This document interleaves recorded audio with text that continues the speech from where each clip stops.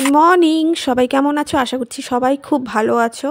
তো আজকে হলো শনিবার, তো শনিবার সকালবেলা ছেলের টিউশন আছে, তো ওর জন্য আমি রুটি করে নিচ্ছি। এখানে দেখো, আর রুটি আর আলু ভাজা দিব ওকে আজকে। দুধ রুটি দিব না, দুধটা একটু কম আছে, তো রুটি আর আলু ভাজা দেবো। আর ছোটো ছেলেকে দিব বাটার রুটি।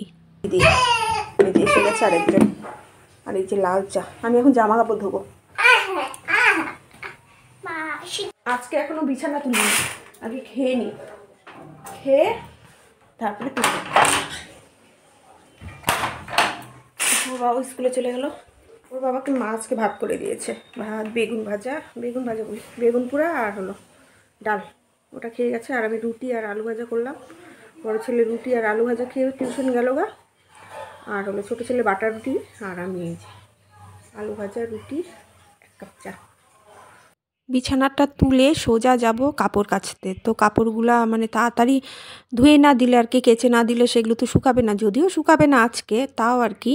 তো বিছানাটা তুলে, ছোটো ছেলে দেখো না, বললাম না ও সব কাজে আমার সাথে আসবেই, তুত্তুর করতেই থাকে। তো জামা কাপড়গুলো হালকা গরম জলে ভিজিয়ে রেখে এসেছি। আর সবার তো ব্রেকফাস্ট হয়ে গেছে। আর আমার বরের জন্য মা ভাত করেছে আজকে, সকালের ভাতটা। তো দেখো জামা কাপড়গুলো কেচে সব নিয়ে বাগানে নেড়ে দিচ্ছি। আর ছোটো পুত্র হাতে একটা কি পেয়ে মাটি উঠাচ্ছে। তখন আমি বকা দিলাম যে মাটি দিয়ে খেলছিস তুই, ধুলোবালি হয়ে যাচ্ছে গায়ে। তো একটু রাগও করেছিল, তো আমার পেছনেই ঘুরছে। তো জামা কাপড়গুলো সব এখানে নেড়ে দিচ্ছে। অনেক জামা কাপড়, স্কুল ড্রেস, তারপরে ওদের গরম জামা কাপড়, আমার কয়েকটা কুর্তি, তো এইসব জামা কাপড়ই ধুয়েছি। তো আগামীকালের জন্য, রোববারের জন্যও কয়েকটা আছে।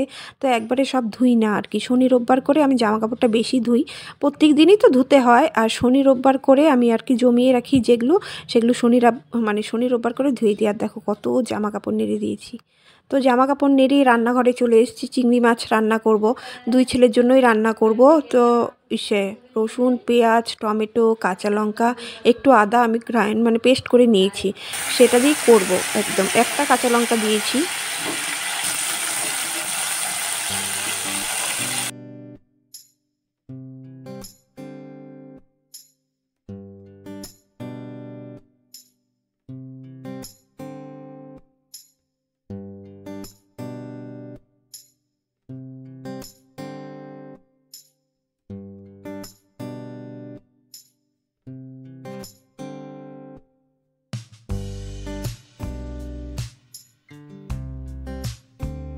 চিংড়ি মাছটা হয়ে গেছে, একটু গরম মশলা দিয়ে দিলাম।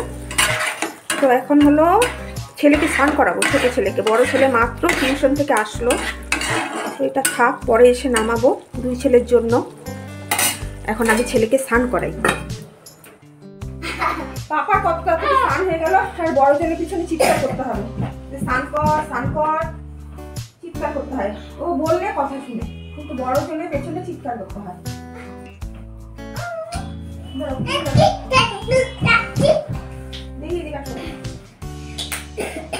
একটু রোদে গিয়ে দাঁড়াবে সামনে, হ্যাঁ, ভেজে আছে তো।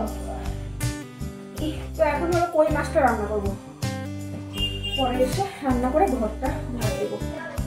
এই দেখো মাছ, আর এই কড়াইটার মধ্যেই করছি, একটু জল দিয়ে ধুয়ে নিয়েছি কড়াইটা। তো আর এদিকে ভাতও বসিয়ে দিয়েছি। তো সেই রুটি খেয়ে গেছিলো, এখন স্নান করে উঠেই তো খিদে পেয়ে যাবে, তো ভাতটাও বসিয়ে দিলাম এখন। মাছটা না কোনো সবজি দেব না, তো আমার মাছটাকে কিনেছি, কীভাবে করবো সরিষা দিয়ে পেস্ট করে নেব।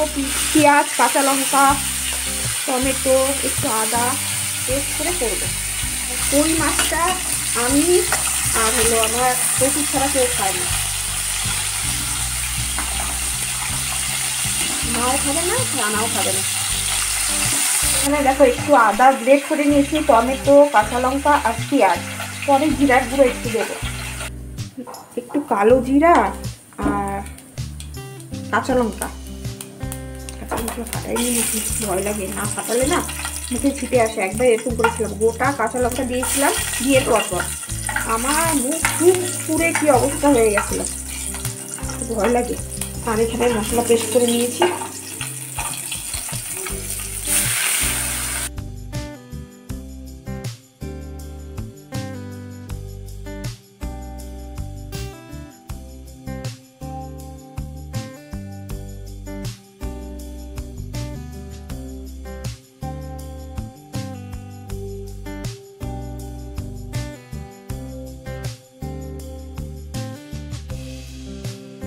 রান্না করতে করতেই তো আমি সব মোছামুছি ধোয়াধুয়ি সব করিনি, তাহলে কাজ তাড়াতাড়ি হয়। তো একবারে জমিয়ে রাখলে তো কাজ দেরি হয়, তো এভাবেই আমি সবসময় কাজ করি। তো আজকে বেশি কিছু নেই, 2 রকম রান্না করেছি। আর মাছ থাকলে দেখবে রান্নার অত ঝামেলা থাকে না।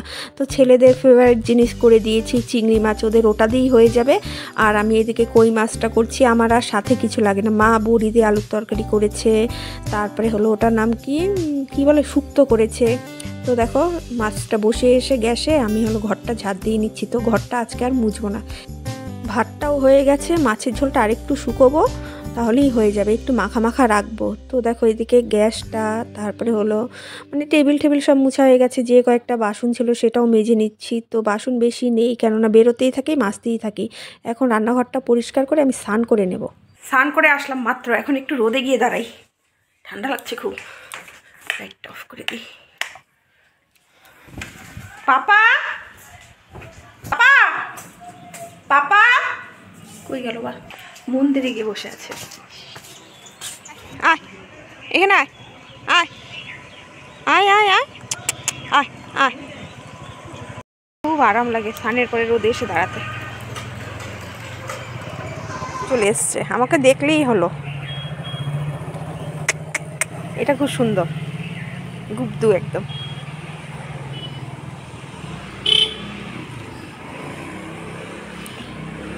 ওর বাবার সাথে মন্দিরে গিয়ে বসে আছে, 3:30 থেকে ড্রয়িং। আয় বাবা খেয়ে নিবি। এই দেখো এই দুটা এখন এদিক দিয়ে পার হতে পারে।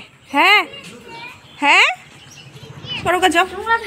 না না আমি দেখেছি তুমি মন্দিরে খেলছিলে। আমি শুধু খেলছিলাম। চলো, কার সাথে যাচ্ছিস? যাচ্ছিস তো আমার সাথে। হ্যাঁ যাচ্ছিস তো আমার সাথে। পাপা চললো ড্রয়িংয়ে।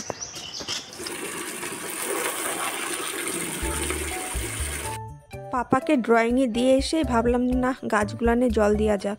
তো গাছগুলানে জল দিয়ে দিচ্ছি, আর বড় ছেলে হলো পেছন থেকে ভিডিও করে দিচ্ছে। আমার অনেক রিকোয়েস্ট করার পরে করে দিল, করতেই চায় না, ও এখন খেলতে যাবে। তো গাছগুলো শুকিয়ে গেছে, সেগুলোতে একদিন পর পর জল না দিলেও হয় না, আর শুকিয়ে মরে যাবে। আমি কবে জল দিব তাহলেই গাছগুলানে জল পাবে, এই অবস্থা। তো কি বলবো বলো তো, মানে কতবার বলা যায় কাউকে যে একটু দিয়ে দাও একটু দিয়ে দাও। ধুর, আমি যখন পারবো তখনই দিব, বারবার কাউকে বলতে ইচ্ছা করে না। তো দেখো জল দিয়ে নিচ্ছে, আর গাছগুলোকে না মনে হয় কি আমার সন্তান ওরা। তো একটু ঝিমিয়ে গেলেই না আমার কীরকম লাগে, সন্তানের জন্য যেরকম কষ্ট হয় তো ওদের জন্য আমার কষ্ট হয় গাছগুলানের জন্য। তো কীরকম মানে হাতে করে লাগিয়েছি না, ছোট থেকে বড় করেছি একদম, মানে যত্ন করে সব সময়। যখন ভাঙা হাত ছিল তখনও আমি এই ভাঙা হাত নিয়েই সব করেছি। এখানে হচ্ছে ম্যাগি সেদ্ধ, আর এখানে হচ্ছে চা, আর এখানে হলো দুধ জাল, মানে দুধ জাল দেবো ছোট ছেলের জন্য, আর বড় ছেলের জন্য ম্যাগি করছি, আমার জন্য চা করছি। ড্রয়িংয়ের থেকে এসে মন্দিরে মাঠে অনেকক্ষণ খেললো ওরা সবাই মিলে। তো আজকে মোবাইল দিয়ে যাইনি, চার্জে দিয়ে গেছিলাম আজকেও।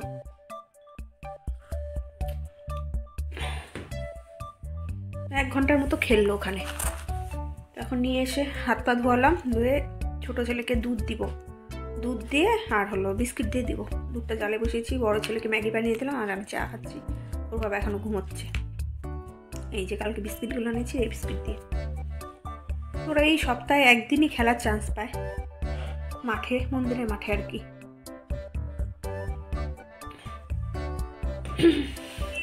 এখন পড়তে বসাবো। আর ওদের পরীক্ষা, আমার ছোটো ছেলের পরীক্ষা হলো সকাল 8:30 থেকে, 22 তারিখ থেকে ওর। এখন ওকে দুধটা দিয়ে খেলছে আবার ঘরে, এই ঘরে ওই ঘর যাচ্ছে, দুধটা দিয়ে ওকে পড়তে বসাবো। 2 ঘন্টার মতো পড়াবো আজকে, একটু পড়াতে হবে বেশি। আবার তাহলে রাত্রেবেলা তোমাদের সাথে দেখা হচ্ছে।